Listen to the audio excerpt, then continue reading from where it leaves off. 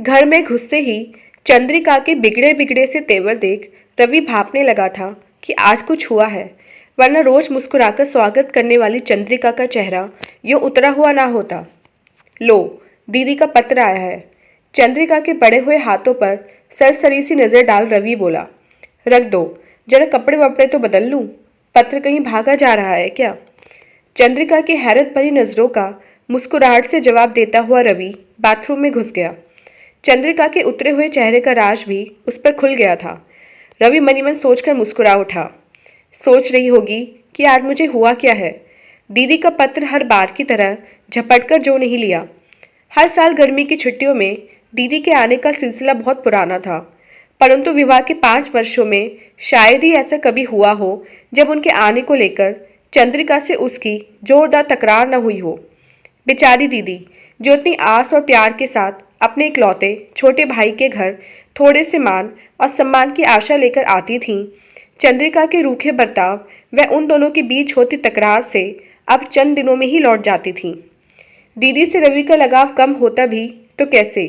दीदी 10 वर्ष की ही थीं जब माँ रवि को जन्म देते समय ही उसे छोड़ दूसरी दुनिया की ओर चलती थीं। दीदी ना होती तो मेरा क्या होता, यह सोच कर ही उसकी आंखें भर उठती। दीदी उसकी बड़ी बहन बाद में थी, माँ जैसी पहले थी। कैसे भूल जाता रवि बचपन से लेकर जवानी तक के उन दिनों को, जब कदम कदम पर दीदी ममता और प्यार की छाया ले उसके साथ चलती रही थी। दीदी तो विवाह भी न करती, परंतु रिश्तेदारों के तानों और बेटी की बढ़ती उम्र से चिंतित पिताजी के चेहरे पर बढ़ती झुर्रियों को देखने के बाद रवि ने अपनी कसम देकर दीदी को विवाह के लिए मजबूर कर दिया था। उनके विवाह के समय वे बीए में आया ही था। विवाह के बाद भी बेटे की तरह पाले भाई की तड़प दीदी के अंदर से गई नहीं थी। उसकी जरा सी खबर पाते ही दौड़ी चली आती। वह भी उनके जाने के बाद कितना अकेला हो गया था। यह तो अच्छा हुआ कि जीजाजी अच्छे स्वभाव के थे, दीदी की तड़प समझते थे। भाई बहन के प्यार के बीच कभी बाधा नहीं बने थे। चंद्रिका को भी तो वह ही ढूंढ कर लाई थी। उन दिनों की याद से रवि मुस्कुरा उठा। दीदी उसकी विवाह की तैयारी में बावरी हो उठी थी। ऐसा भी नहीं था कि चंद्रिका को इन बातों की जानकारी न हो। विवाह के शुरुआती दिनों में ही सारी राम कहानी उसने सुना दी थी। विवाह के बाद जब पहली बार दीदी आई थी तो चंद्रिका भी उनसे मिलने के लिए बड़ी उत्साहित थी और स्वयं रवि तो पगला सा गया था। आखिर उसके विवाह के बाद वे पहली बार आ रही थी। वह चाहता था कि भाई की सुखी गृहस्थी देख वे खिल उठें। पति के ढेरों आदेश निर्देश पाकर चंद्रिका का उत्साह कुछ कम हो गया था। वह कुछ सहम सी भी गई थी, परंतु रवि तो अपनी ही धुन में था। चाहे कुछ हो जाए, दीदी को इतना सम्मान और प्यार मिलना चाहिए कि उनकी ममता का जरा सा कर्ज तो वह उतार सके। दीदी के आने के बाद उन दोनों के बीच चंद्रिका कहीं खो सी गई थी। उन दोनों को अपने में ही मस्त पाकर उनके साथ बैठकर स्वयं भी उनकी बातों में शामिल होने की कोशिश करती, पर रवि ऐसा मौका ही न देता। तब वे खींचकर रसोई में घुसकर खाना बनाने की कोशिश में लग जाती। मेहनत से बनाया गया खाना देखकर भी रवि उस पर नाराज हो उठता। यह क्या बना दिया? पता नहीं है, दीदी को पालक पनीर की सब्जी अच्छी लगती है, शाही पनीर नहीं। फिर रसोई में काम करती चंद्रिका का हाथ पकड़कर बाहर ला खड़ा करता और कहता, आज तो दीदी के हाथ का बना हुआ ही खाऊंगा, वे कितना अच्छा बनाती हैं। तब भाई बहन चूलबाजी करते हुए रसोई में मशगूल हो जाते और चंद्रिका बिना अपराध के ही अपराधी सी रसोई के बाहर खड़ी उन्हें देखती रहती। दीदी ज़रूर कभी कभी चंद्रिका को भी साथ लेने की कोशिश करती, लेकिन रवि अनजाने में ही उनके बीच एक ऐसी दीवार बन गया था कि दोनों औपचारिकता से आगे कभी बढ़ ही ना पाई थी। उस समय तो किसी तरह चंद्रिका ने हालात से समझौता कर लिया था, लेकिन उसके बाद जब भी दीदी आती वह कुछ तीखी हो उठती। सीधे दीदी से कभी कुछ नहीं कहा था, लेकिन रवि के साथ उसके झगड़े शुरू हो गए थे। दीदी भी शायद भाप गई थी, इसलिए धीरे धीरे उनका आना कम होता जा रहा था। इस बार तो पूरे 1 वर्ष बाद आ रही थी। पिछली बार उनके सामने ही चंद्रिका ने रवि से इतना झगड़ा किया कि वे बेचारी 4 दिनों में ही वापस चली गई थी। जितने भी दिन वे रहीं, चंद्रिका ने बिस्तर से नीचे कदम न रखा। हमेशा सिरदर्द का बहाना बनाकर अपने कमरे में ही पड़ी रहती। एक दोपहर दीदी को अकेले काम में लगा देख भनभनाता हुआ रवि चंद्रिका से लड़ पड़ा था। तब वह तीखी आवाज़ में बोली थी, तुम क्या समझते हो मैं बहाना कर रही हूँ? वैसे भी तुम्हें और तुम्हारी दीदी को मेरे कोई काम पसंद ही कब आता है। तुम दोनों तो बातों में मशगूल हो जाओगे, फिर मैं वहाँ क्या करूँगी। बढ़ते बढ़ते बात तेज झगड़े का रूप ले चुकी थी। दीदी कुछ बोली नहीं, पर दूसरे ही दिन सुबह रवि द्वारा मिन्नतें करने के बाद भी चली गई थी। उनके चले जाने के बाद भी बहुत दिनों तक उन दोनों के संबंध सामान्य ना हो पाए थे। दीदी के इस तरह चले जाने के कारण वह चंद्रिका को माफ नहीं कर पाया था। दोनों के बीच बढ़ते तनाव को देख अभी तक खामोशी से सब कुछ देख रहे पिताजी ने आखिरकार एक दिन रात को खाने के बाद टहलने के लिए निकलते समय उसे भी साथ ले लिया था। वे उसे समझाते हुए बोले थे, पति पत्नी के संबंध का अजीब ही कायदा होता है। इस रिश्ते के बीच किसी तीसरे की उपस्थिति बर्दाश्त नहीं होती है।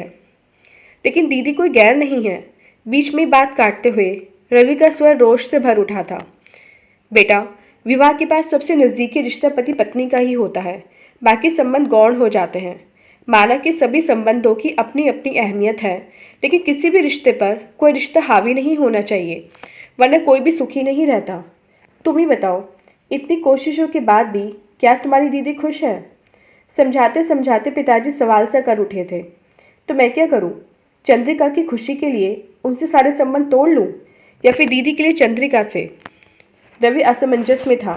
आप तो जानते ही हैं कि दोनों ही मुझे कितनी प्रिय हैं। संबंध तोड़ने के लिए कौन कहता है? पिताजी धीरे से हंस पड़े थे, फिर गंभीर हो बोले, यह तो तुम भी मानते ही होंगे कि चंद्रिका मन से बुरी या झगड़ालू नहीं है। मेरा कितना ख्याल रखती है, तुम्हारे लिए भी आदर्श पत्नी सिद्ध हुई है। फिर दीदी से ही उसकी क्या दुश्मनी है? रवि के इस सवाल पर थोड़ी देर तक उसे गहरी नज़रों से देखने के बाद वे बोले, कोई दुश्मनी नहीं है। याद करो, पहली बार वह भी कितनी उत्साहित थी। इस सब के लिए अगर कोई दोषी है तो वह स्वयं तुम हो। मैं? सीधे सीधे अपने को अपराधी पा रवि अचकचा उठा था। हाँ, तुम उन दोनों के बीच एक दीवार बनकर खड़े हो, कुछ करने का मौका ही कहाँ देते हो। आखिर वे तुम्हारी पत्नी है, वे तुम्हारी खुशी के लिए कुछ भी करने को तैयार रहती है, लेकिन तुम हो कि अपनी बहन के आते ही उसके पूरे व्यक्तित्व को ही नकार देते हो। पिताजी सांस लेने के लिए तनिक रुके थे। रवि सिर झुकाए चुप बैठा, किसी सोच में डूबा सा था। बेटा, मुझे बहुत खुशी है कि तुम्हारी दीदी और तुम में इतना स्नेह है। भाई बहन से कहीं अधिक तुम दोनों एक दूसरे के अच्छे दोस्त हो, पर अपनी दोस्ती की सीमाओं को बढ़ाओ। अब चंद्रिका को भी इसमें शामिल कर लो, यह उसका भी घर है। उसे तय करने दो कि वह अपने मेहमान का कैसे स्वागत करती है। विश्वास मानो, इससे तुम सबके बीच से तनाव और गलत फहमियों के बादल छट जाएंगे और तुम सब एक दूसरे के अधिक पास आ जाओगे। अंदर कितनी देर लगाओगे? चंद्रिका की आवाज़ सुन वह चौंक उठा। अरे, इतनी देर से मैं बाथरूम में ही बैठा हूँ। झटपट नहाकर वह बाहर निकल आया। चाय और गर्मा गर्म नाश्ते की प्लेट उसका इंतजार कर रही थी। इस दौरान वे खामोश ही रहे। झूठे कप व प्लेटें समेटती चंद्रिका की हैरत यह देख और बढ़ गई कि रवि पत्र को हाथ लगाए बगैर ही एक पत्रिका पढ़ने लगा है। तुम्हारी तबीयत तो ठीक है? चंद्रिका का चिंतित चेहरा देख अपनी हंसी को रवि ने मुश्किल से रोका। हाँ, ठीक है। क्यों? फिर अभी तक दीदी का पत्र क्यों नहीं पढ़ा? चंद्रिका के सवाल के जवाब में वह लापरवाही से बोला, तुमने तो पढ़ा ही होगा, खुद ही बता दो क्या लिखा है। वे कल दोपहर की गाड़ी से आ रही हैं। अच्छा, कह वे फिर पत्रिका पढ़ने में मशगूल हो गया। कुछ देर तक चंद्रिका वहीं खड़ी गौर से उसे देखती रही, फिर कमरे से बाहर निकल गई। दूसरे दिन रविवार था। सुबह सुबह रवि को अखबार में खोया पाकर चंद्रिका बहुत देर तक खामोश न रह सकी। दीदी आने वाली हैं, तुम्हें कुछ ख्याल भी है? पता है, अखबार में नजरें जमाए हुए भी वे बोला। खाक पता है। चंद्रिका झुंझला उठी थी। कुछ सामान वगैरह लाना है या नहीं? घर तुम्हारा है, तुम जानो। उसके झुंझलाहट पर वह खुद मुस्कुरा उठा। कुछ देर तक उसे घूरने के बाद पैर पटकती हुई चंद्रिका थैला और पर्स ले बाहर निकल गई। जब वह लौटी तो भारी थैले के साथ पसीने से तरबतर थी। रवि आश्चर्यचकित था। वह दीदी की पसंद की एक एक चीज छाट कर लाई थी। दोपहर के खाने में क्या बनाऊं? सवालिया नज़रों से उसे देखते हुए चंद्रिका ने पूछा। तुम जो भी बनाओगी लाजवाब ही होगा, कुछ भी बना लो। रवि की बात सुन चंद्रिका ने उसे यूं घूर कर देखा जैसे उसके सिर पर सींग उगाए हों। दोपहर से काफ़ी पहले ही वह खाना तैयार कर चुकी थी। रवि की तेज नज़रों ने देख लिया था कि सभी चीज़ें दीदी की पसंद की ही बनी हैं। वास्तव में वह मन ही मन पछता भी रहा था। उसे महसूस हो रहा था कि उसके बचकाने व्यवहार की वजह से ही दीदी और चंद्रिका इतने समय तक अजनबी बन परेशान होती रही। ट्रेन का टाइम हो रहा है, स्टेशन जाने के लिए कपड़े निकाल दूँ? चंद्रिका अपने अगले सवाल के साथ सामने खड़ी थी। अपने को व्यस्त सा दिखाता रवि बोला, उन्हें रास्ता तो पता है, ऑटो लेकर आ जाएंगी। तुम्हारा दिमाग तो सही है। बहुत देर से जमा हो रहा लावा अचानक ही फूटकर बह निकला था। पता है ना कि वे अकेली आ रही हैं। लेने नहीं जाओगे तो उन्हें कितना बुरा लगेगा। आखिर तुम्हें हुआ क्या है? अच्छा बाबा, जाता हूँ, पर एक शर्त पर, तुम भी साथ चलो। मैं? हैरत में पड़ी चंद्रिका बोली, मैं तुम दोनों के बीच क्या करूँगी? फिर मैं भी नहीं जाता। उसे अपनी जगह से टस से मस न होते देख आखिर चंद्रिका ने ही हथियार डाल दिए। अच्छा उठो, मैं भी चलती हूँ। चंद्रिका को साथ आया देख दीदी पहले तो हैरत में पड़ी, फिर खिल उठी। शायद पिछली बार के कटु अनुभवों ने उन्हें भयभीत कर रखा था। स्टेशन पर चंद्रिका को भी देख एक पल में सारी शंकाएं दूर हो गई। वे खुशी से पैर छूने को झुकी चंद्रिका के गले से लिपट गई। रवि सोच रहा था, इतनी अच्छी तरह से तो वह घर में भी कभी नहीं मिली थी। किस सोच में डूब गए? दीदी का खिलखिलाता स्वर उसे गहरे तक खुशी से भर गया। सामान उठा वह आगे आगे चल दिया। चंद्रिका और दीदी पीछे पीछे बतियाती हुई आ रही थी। खाने की मेज पर भी रवि कम बोल रहा था। चंद्रिका ही आग्रह कर करके दीदी को खिला रही थी। हर बार चंद्रिका के अबोलेपन की स्थिति से शायद माहौल तनावयुक्त हो उठता था, इसलिए दीदी अब जितनी सहज व खुश लग रही थी उतनी पहले कभी नहीं लगी थी। खाने के बाद वह उठकर अपने कमरे में आ गया। वे दोनों बहुत देर तक वहीं बैठी बातों में जुटी रही। कुछ देर बाद चंद्रिका कमरे में आकर दबे स्वर में बोली, यहाँ क्यों बैठे हो? जाओ दीदी से कुछ बातें करो ना। तुम हो ना, मैं कुछ देर सोऊंगा। कहते कहते रवि ने करवट बदलकर आंखें मूंद ली। रात के खाने की तैयारी में चंद्रिका का हाथ बटाने के लिए दीदी भी रसोई में ही आ गई। रवि टीवी खोलकर बैठा था। रवि की तबीयत ठीक नहीं है क्या? रसोई घर से आता दीदी का स्वर सुन रवि के कान चौकन्ने हो गए। पल भर की खामोशी के बाद चंद्रिका का स्वर उभरा, नहीं तो आजकल ऑफिस के काम अधिक होने से ज़्यादा थक जाते हैं, इसलिए थोड़े खामोश हो गए हैं। आपको बुरा लगा क्या?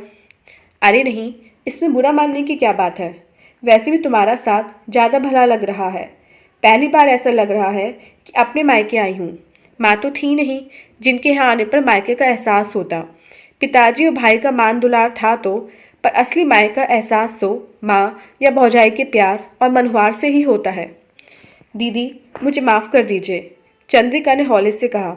मैंने आपके साथ अच्छा व्यवहार नहीं किया। ऐसी बात नहीं है, हमने तुम्हें अवसर ही कहाँ दिया था कि तुम अपना अच्छा या बुरा व्यवहार सिद्ध कर सको। खैर छोड़ो, इस बार जैसा सुकून मुझे पहले कभी नहीं मिला। दीदी का स्वर संतुष्टि भरा था। टीवी के सामने बैठे रवि का मन भी दीदी की खुशी और संतुष्टि देख चंद्रिका के प्रति प्यार और गर्व से भर उठा था। सुबह उसके उठने से पहले ही दीदी और चंद्रिका उठकर काम के साथ साथ बातों में व्यस्त थी। रात भी रवि तो सो गया था। वे दोनों जाने कितनी देर तक एक साथ जागती रही थीं। जाने उनके अंदर कितनी बातें दबी पड़ी थीं जो खत्म होने का नाम ही नहीं ले रही थीं। रवि को एक बार फिर अपनी मूर्खता पर पछतावा हुआ। बिस्तर से उठकर वह ऑफिस जाने की तैयारी में लग गया। कहाँ जा रहे हो? शीशे के सामने बाल संवारे रवि के हाथ अचानक चंद्रिका को देख रुक गए। ऑफिस? दीदी आई हैं? फिर भी चंद्रिका की हैरानी वाजिब थी। दीदी के लिए रवि पहले पूरे वर्ष की छुट्टियां बचा के रखता था। जितने भी दिन वह रहती वे उन्हें घुमाने फिराने के लिए छुट्टियां लेकर घर बैठा रहता था। छुट्टी क्यों नहीं ले लेते? हम सब घूमने चलेंगे, चंद्रिका जोर देते हुए बोली। नहीं, इस बार छुट्टियां बचा रहा हूँ। शरारत भरी नज़र चंद्रिका के चेहरे पर डालता हुआ रवि बोला। क्यों? चंद्रिका के सवाल के जवाब में उसने उसे अपने पास खींच लिया। क्योंकि इस बार मैं तुम्हें मसूरी घुमाने ले जा रहा हूँ। अभी छुट्टी ले लूँगा तो बाद में नहीं मिलेंगी। चंद्रिका की आंखें भीग उठी थीं। शायद वे विश्वास नहीं कर पा रही थी कि रवि की ज़िंदगी और दिल में उसके लिए भी इतना प्यार छिपा हुआ है। अपने को संभाल आंखें पोंछती वह लाड़ भरे स्वर में बोली, मसूरी जाना क्या दीदी से अधिक ज़रूरी है? मुझे कहीं नहीं जाना, तुम्हें छुट्टी लेनी ही पड़ेगी। अच्छा, ऐसा करता हूँ, सिर्फ आज की छुट्टी ले लेता हूँ, वह समझौते के अंदाज में बोला। लेकिन इसके बाद जितने भी दिन दीदी रहेंगी तुम ही उनके साथ रहोगी। मैं अकेले? चंद्रिका घबरा गई थी। मुझसे फिर कोई गलती हो गई तो क्या? उसे सुधार लेना, मुझे तुम पर पूरा विश्वास है। मन ही मन सोचता जा रहा था रवि, मैं भी तो अपनी गलती ही सुधार रहा हूँ। वह रवि की प्यार और विश्वास भरी निगाहों को पल भर देखती रही, फिर हंसकर बोली, अच्छा अब छोड़ो, चलकर कम से कम आज की पिकनिक की तैयारी करूँ। दीदी पूरे 15 दिनों के लिए रुकी थी। चंद्रिका और उनके बीच संबंध बहुत मधुर हो गए थे। इस बार पिताजी भी अधिक खुश नजर आ रहे थे। दीदी के जाने का दिन जो जो नज़दीक आ रहा था, चंद्रिका उदास होती जा रही थी। आखिरकार जीजाजी के बुलावे के पत्र ने उनके लौटने की तारीख तय कर दी। दौड़ी दौड़ी चंद्रिका बाजार जाकर दीदी के लिए साड़ी और जीजाजी के लिए कपड़े खरीद लाई थी। तरह तरह के पापड़ और अचार दीदी के मना करने के बावजूद उसने बांध दिए थे। शाम की ट्रेन थी। चंद्रिका दीदी के साथ के इसलिए तरह तरह की चीज़ें बनाने में व्यस्त थी। रवि सामान पैक करती दीदी के पास आ बैठा। दीदी ने मुस्कुराकर उसकी तरफ देखा। अब तुम कब आ रहे हो चंद्रिका को लेकर? आऊँगा दीदी, जल्दी ही आऊँगा। बैठी हुई दीदी की गोद में सिर रखकर लेट गया था। तुम नाराज तो नहीं हो ना? किस लिए? उसके बालों में हाथ फेरती हुई दीदी एकाएक उसकी बात सुनकर हैरत में पड़ गई। मैं तुम्हारे साथ पहले जितना समय नहीं बिता पाया ना? रवि बोला। नहीं रे, बल्कि इस बार मैं यहाँ जितनी खुश रही हूँ उतनी पहले कभी नहीं रही। चंद्रिका के होते मुझे किसी भी चीज़ की कमी महसूस नहीं हुई। एक बात बताऊँ, मुझे बहुत डर लगता था। तेरे इतने प्यार जताने के बाद भी लगता था मेरा भाई मुझसे अलग हो जाएगा। कभी कभी सोचती शायद मेरे आने की वजह से ही चंद्रिका और तुम्हारे बीच झगड़ा होता है। तुझे देखने के लिए मन न तड़पता तो शायद यहाँ कभी आते ही नहीं। चंद्रिका के इस बार के अच्छे व्यवहार ने मुझे एहसास दिलाया है कि भाई तो अपना होता ही है, पर भौजाई को अपना बनाना पड़ता है, क्योंकि वह अगर अपनी न बने तो धीरे धीरे भाई भी पराया हो जाता है। आज मैं सुकून महसूस कर रही हूँ। चंद्रिका जैसी अच्छी भौजाई के होते मेरा भाई कभी पराया नहीं होगा। इस सब से बढ़कर पता है उसने क्या दिया है मुझे? क्या? मेरा मायका, जो मुझे पहले कभी नहीं मिला था। चंद्रिका ने मुझे वह सब दे दिया है। दीदी की आंखें बरस उठी थीं। चंद्रिका ने यह जो एहसान मुझ पर किया है, इसका कर्ज कभी नहीं चुका पाऊंगी। खाना तैयार है। चंद्रिका कब कमरे में आई पता ही न चला, लेकिन उसकी भीगी भीगी आंखें बता रही थीं कि वह बहुत कुछ सुन चुकी थी। गर्व से निहारती रवि की आंखों में झांक चंद्रिका बोली, कैसे भाई हो? पता नहीं, आज सुबह से दीदी ने कुछ नहीं खाया। चलो, खाना ठंडा हो रहा है। दीदी को ट्रेन में बिठा रवि उनका सामान व्यवस्थित करने में लगा हुआ था। चंद्रिका दीदी के साथ ही बैठी उन्हें दशहरे की छुट्टियों में आने के लिए मना रही थी।